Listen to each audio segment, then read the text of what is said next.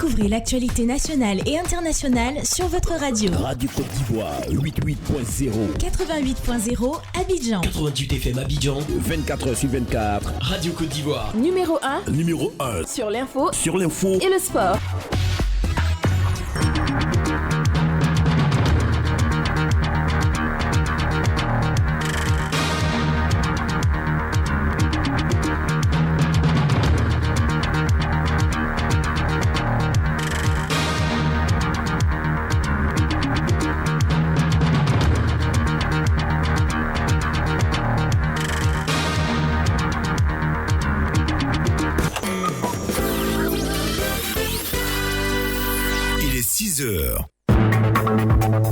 Madame, monsieur, bonjour et bienvenue à vous tous qui nous rejoignez sur Radio Côte d'Ivoire. Tout de suite, le journal, le 6h. Et c'est avec vous, Matt Akissi. Bonjour, Matt. Bonjour Didier, bonjour à tous. À la une ce matin, c'est un événement historique. La Côte d'Ivoire accueille dès aujourd'hui le 27e congrès de l'Union postale universelle après 20 ans d'attente. Tout est fin prêt, assure le Premier ministre Patrick Achi. Dans l'actualité également, et c'est le chef de l'État qui salue la bravoure des forces armées de Côte d'Ivoire face aux attaques terroristes. Dans son message à la nation, Alassane Ouattara réitère l'engagement du gouvernement à maintenir la sécurité sur tout le territoire national. Et puis, le climat se tend en Zambie à 4 jours des élections générales prévues ce jeudi. Au moins 3 personnes ont été tuées durant des affrontements entre partisans. Vous écoutez la radio de la Côte d'Ivoire. Merci et bienvenue. Démarrons avec le 27e congrès de l'Union postale universelle qui s'ouvre aujourd'hui au Sofitel Hôtel Ivoire d'Abidjan. L'événement tant attendu est enfin arrivé. Du 9 au 27 août, Abidjan devient le centre névralgique des postiers du monde. Déjà samedi, le Premier ministre ivoirien, après une visite des sites qui vont abriter le rendez-vous, s'est dit satisfait des dispositions prises pour l'hébergement des congressistes et de la qualité des infrastructures sanitaires logistiques. On écoute Patrick Achi. La Côte d'Ivoire est prête à recevoir cet important congrès de l'Union postale universelle, le 27e congrès que nous attendons maintenant depuis 20 ans. Et c'est un événement historique, naturellement, pour notre pays, d'être le premier pays en Afrique au sud du Sahara et le premier pays sur le continent africain depuis les indépendances à recevoir un congrès d'une telle importance. Nous avons fait la visite sur les questions qui touchent à la fois à la connectivité, aux infrastructures, à la santé, aux salles de réunion, aux questions de transport, aux questions d'hébergement et sur toutes ces questions-là, on a pu avoir donc une réponse satisfaisante. À l'instant, le Premier ministre Patrick Achi après la visite des sites qui vont abriter le rendez-vous des postiers à Abidjan. Retour sur le message du chef de l'État la veille de l'indépendance. Il fait une part belle à la sécurité. Alassane Ouattara a salué la bravoure des forces armées de Côte d'Ivoire face aux attaques terroristes. Il rassure les populations ivoiriennes quant à la détermination du gouvernement à maintenir la sécurité sur l'ensemble du territoire national.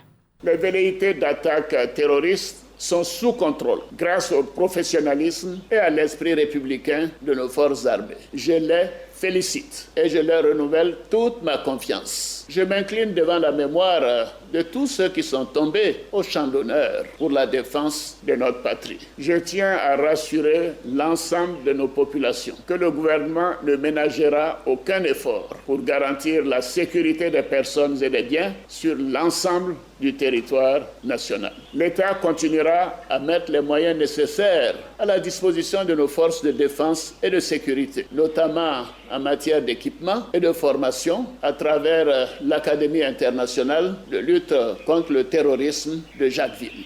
Et parlons justement de la question sécuritaire. Les populations de Mans ont réagi sur ce chapitre de l'allocution du président de la République. C'est ce que nous rapporte Gervais Kouassi, notre correspondant permanent. Je tiens à rassurer l'ensemble de nos populations que le gouvernement ne ménagera aucun effort pour garantir la sécurité des personnes et des biens sur l'ensemble du territoire national.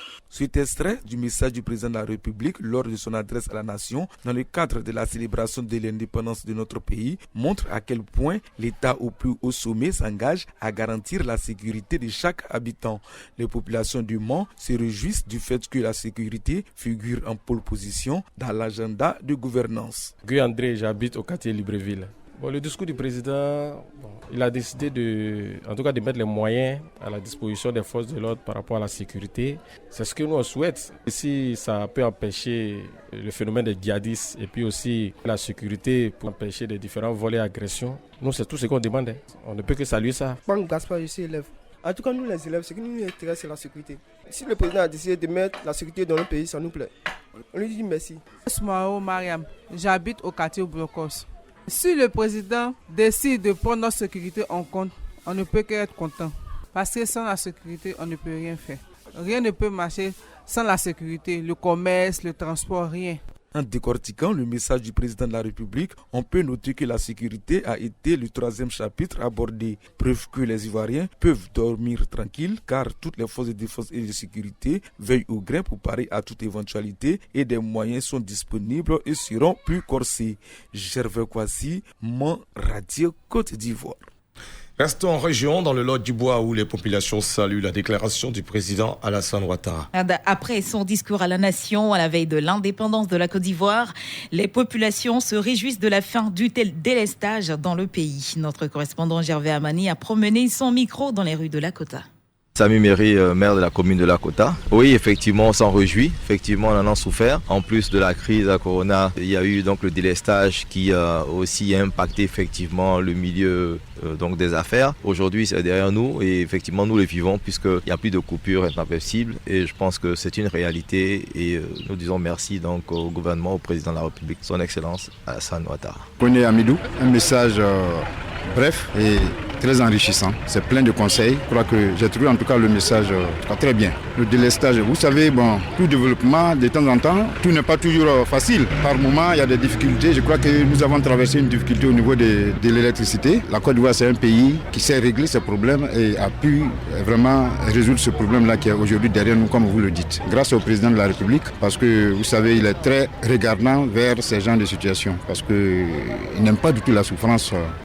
Direction San Pedro et Grand Béribi, où la célébration des 61 ans d'indépendance de la Côte d'Ivoire a eu lieu dans la sobriété et dans le respect des gestes barrières liés à la Covid-19. C'est le constat de Sam Conan.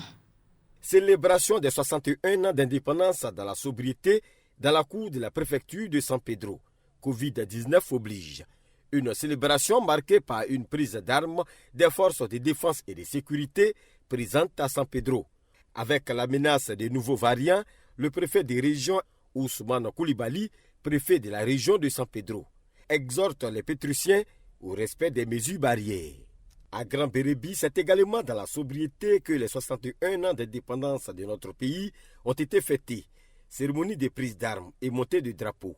Le sous-préfet Maudry Victoire va, tout en rappelant les actions sociales du gouvernement en faveur des populations et surtout la réhabilitation très prochaine de la côtière, invite ses administrés à préserver le climat de paix et de cohésion pour le développement de la sous-préfecture.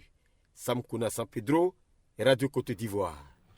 Célébration sobre de l'indépendance dans le Bas-Sassandra, mais festive dans le Gontungo. Les populations des 25 villages de la sous-préfecture de Laoudiba ont célébré l'indépendance de la Côte d'Ivoire. C'est le centre culturel du village de Toro-Sangueï, localité située à 60 km qui a abrité les festivités marquées par le salut aux couleurs et les honneurs militaires. Avec notre correspondant à Bandoukou, Méchak Steve. Les 25 villages de la sous-préfecture de Laoudiba ont répondu présents à ce grand rendez-vous de l'histoire de la Côte d'Ivoire à Toro-Sangueï. L'honneur militaire a été rendu au sous-préfet par un détachement de la gendarmerie de Bondoko. L'hymne national, entonné en chœur par les populations, fait place à l'adresse du sous-préfet de Laoudiba qui revient sur les acquis de la sous-préfecture en matière de développement tout en invitant à la cohésion et à la paix. Oudi Daniel Soulange, sous-préfet de Laoudiba. Laoudiba n'est pas en reste de tout le vaste programme de développement du président de la République mené sur toute l'étendue du territoire national. Au nombre de ces programmes, nous pouvons noter l'électrification. À Laoudiba, nous avons 25 villages et sur les 25, nous avons 20 villages électrifiés et il y a 5 qui restent à l'être pour l'étude de l'impact environnemental en cours et l'obscurité sera bientôt un lointain souvenir. Toro-Sangueï, ancien centre de groupage de produits du caoutchouc naturel qui regroupait plus de 40 villages, aspire ce jour à un développement harmonieux. Mais chaque Steve, Toro-Sangueï pour Radio Côte d'Ivoire. Et puis dans l'actualité internationale, le climat se tend en Zambie à 4 jours des élections générales prévues ce jeudi. Au moins 3 personnes ont été tuées durant des affrontements entre partisans. Les violences ont entraîné un déploiement militaire sans précédent le 1er août dernier. 16 candidats sont en lice pour la présidentielle, mais 2 se détachent. Le président sortant, Edgar Lungu du Front patriotique, et Hakainde Hichilema du Parti uni pour le développement national qui se présente pour la 6e fois. Les 2 candidats s'affronteront ce jeudi pour la 3e fois.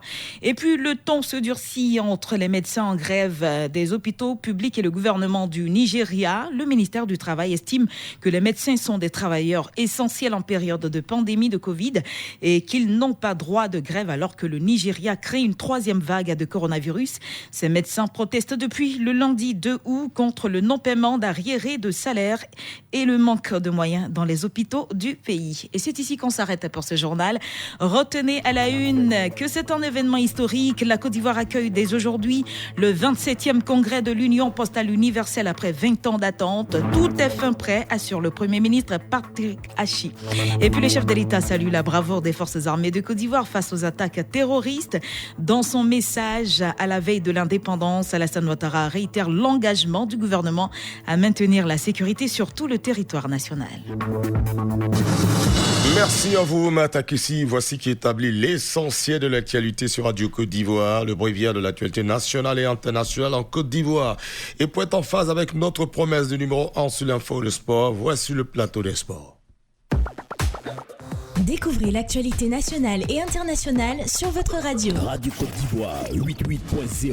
88.0 Abidjan. 88 FM Abidjan, 24h sur 24. Radio Côte d'Ivoire. Numéro 1. Numéro 1. Sur l'info. Sur l'info. Et le sport.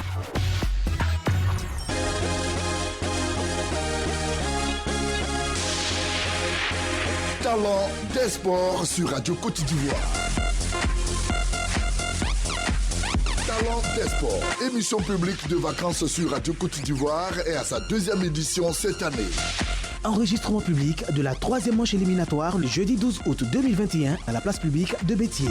Parrain, M. Bouaka Pascal, PCA de l'AIGF, en présence du maire Jean-Baptiste Amalaman-Kwaku. Population de Béthier, sortez massivement pour soutenir les jeunes talents de sport.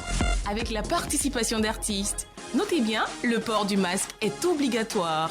Talent des sports, quand le rêve devient réalité. Talent de sport sur Radio Côte d'Ivoire, numéro 1 sur l'info et le sport.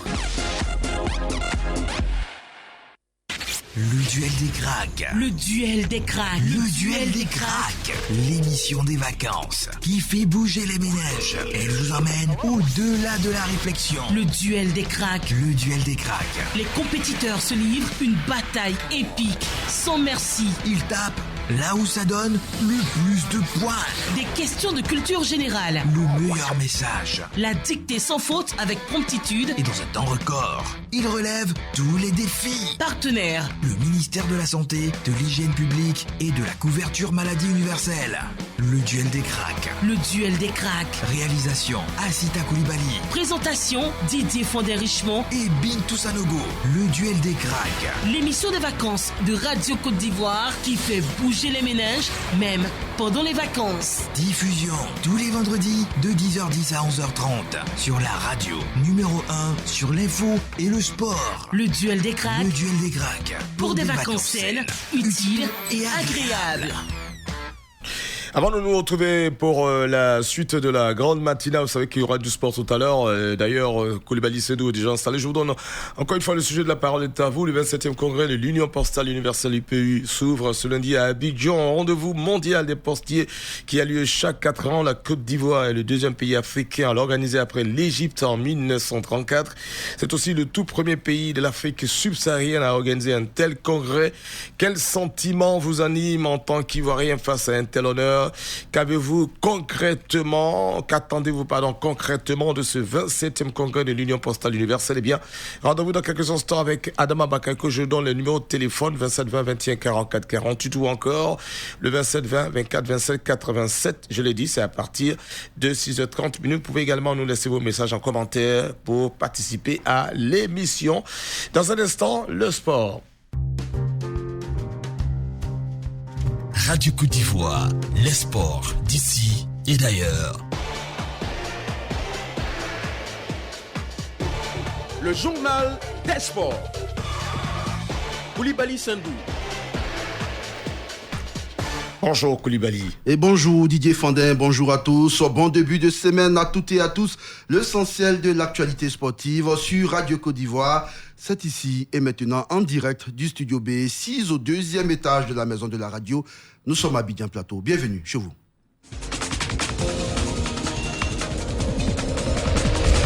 Nous commençons par les Jeux Olympiques de Tokyo. Le rideau s'est refermé hier sur la compétition. Oui, les lampions se sont éteints ce dimanche sur les Jeux Olympiques de Tokyo avec une cérémonie de clôture sobre sans spectateurs pour la première fois en raison de la recrudescence de la Covid-19 au Japon. Les étendards de tous les pays participant à ces joutes étaient représentés dans le stade olympique. Celui de la Côte d'Ivoire a été porté par l'athlète Talou Marie-José.